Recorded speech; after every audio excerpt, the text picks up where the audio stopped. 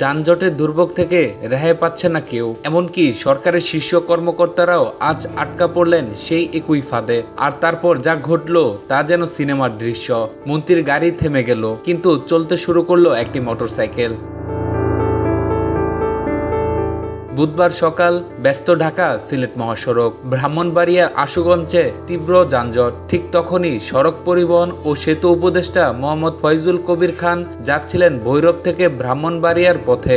Bhairab railway স্টেশনে নেমে গাড়িতে উঠেছিলেন, গন্তব্য সোজা আশুগঞ্জ। কিন্তু বাহাদুরপুরে পৌঁছাতেই থেমে যায় সবকিছু।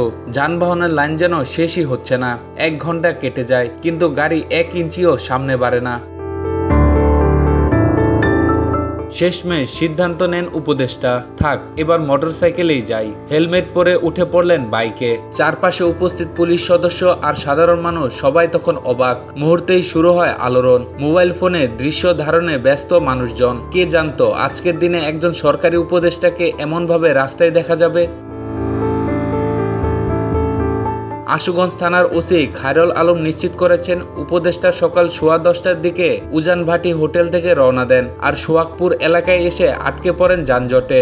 অবশেষে মোটরসাইকেলে করে গন্তব্যে পৌঁছান তিনি।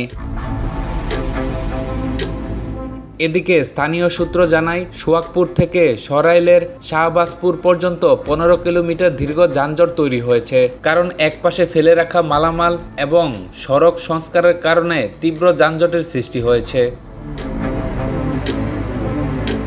যানজটের ভোগান্তি আজ শুধু মানুষ নয়, রাষ্ট্রের নীতি নির্ধারকেরাও তার বাইরে নয়। প্রশ্ন এখন একটাই, যে সড়ক উন্নয়নের দায়িত্ব থাকা মানুষ নিজেই আটকা পড়েন সেই সড়কে, তাহলে সাধারণ মানুষের পরিণতি কি?